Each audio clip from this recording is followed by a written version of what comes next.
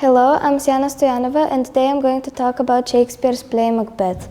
The play begins with the brief appearance of a trio of witches and then moves to a military camp where the Scottish king Duncan hears the news that his two generals, Macbeth and Banquo, have defeated two separate invading armies, one from Ireland, led by MacDonald, and one from Norway.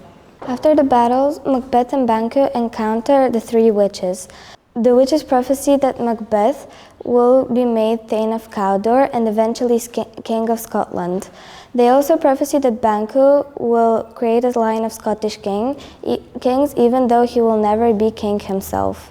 Macbeth and Banquo treat their prophecies skeptically until some of King Duncan's men come to thank them for their victories in the battle and to tell Macbeth that he has indeed been named Thane of Cawdor. The previous Thane betrayed Scotland by fighting for the Norwegians, so Duncan sentenced him to death.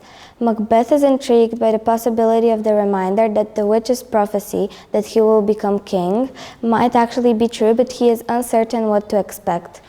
Macbeth and Duncan plan to dine together at Inverness, Macbeth's castle, that very night.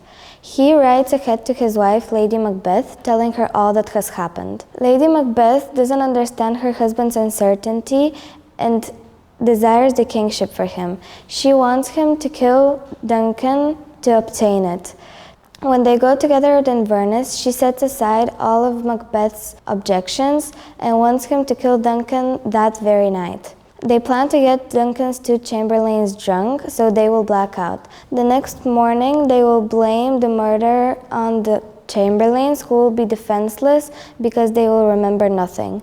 While Duncan is asleep, Macbeth stabs him despite his doubts. The next morning, he kills the two chamberlains out of rage at their crime and easily obtains the kingship.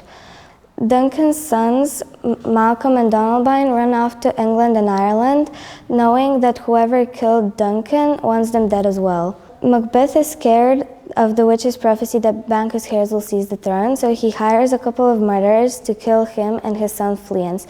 They manage to kill Banquo, but they fail to kill his son Fleance. Macbeth is scared because as long as Fleance is alive, his powers remain insecure.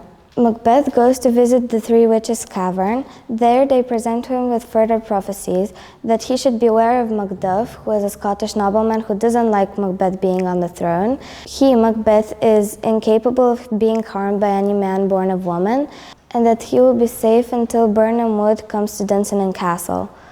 Macbeth is relieved because he knows that all men are born of women and that forests cannot move. Prince Malcolm has already created a very powerful English army, and Malcolm joins them so they can defeat Macbeth together. At the end, they both manage to kill Macbeth, and Prince Malcolm, now the King of Scotland. In the end, they both manage to kill Macbeth, and Prince Malcolm becomes the King of Scotland, saying that he has very nice intentions for the country.